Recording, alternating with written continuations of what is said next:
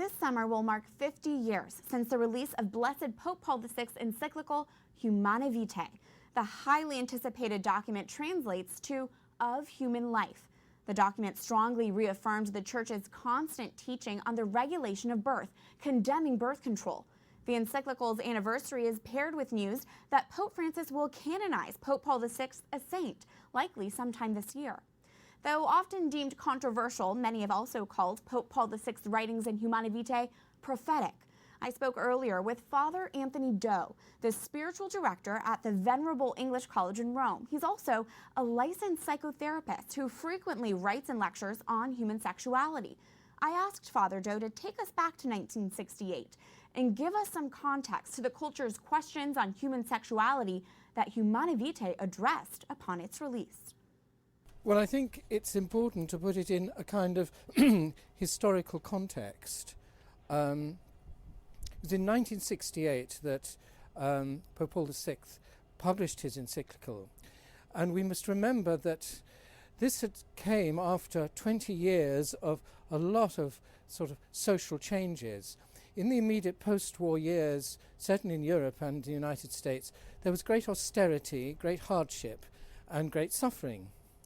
But then, towards the end of the 50s and into the 60s, we saw the development of a kind of new culture based on prosperity and affluence, and this created a new cultural change where people were putting emphasis on sort of possessing, enjoyment, free time, excitement, some of one could say almost the hedonistic tendencies that we have now established themselves in our culture.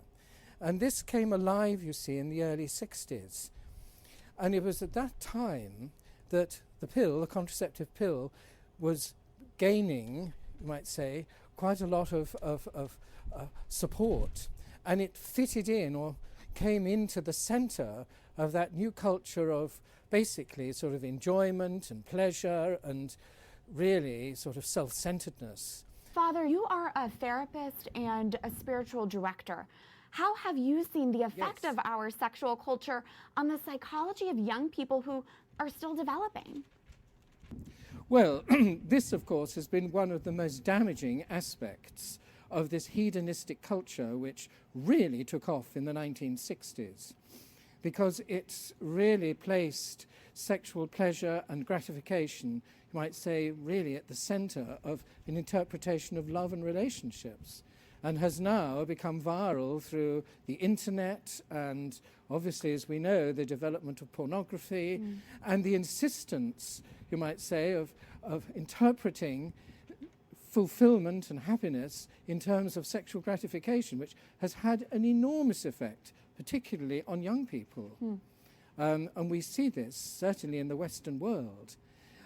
What it means is that they become sort of addicted and encased in a purely physical interpretation of happiness, of development and growth, which of course has taken them away from the deeper aspects of maturity, spiritually, and in terms of a deeper understanding of love. Absolutely. Father, 50 years later, what do you believe is the teaching of Humanae Vitae that we need to hold on to today? I think we've got to, once again, drawing on the whole spirit of new evangelization and the wonderful insights that St. John Paul has given us in his theological reflection of sexuality in the body, we have got to, once again, revive within the Church an true understanding of the meaning of love, the meaning of the fulfillment of love, which is in self-giving, self-gift, self-sacrifice. Such powerful reflections. Father Anthony Doe, the spiritual director at the Venerable English College in Rome. Again, thank you for your time. Thank you.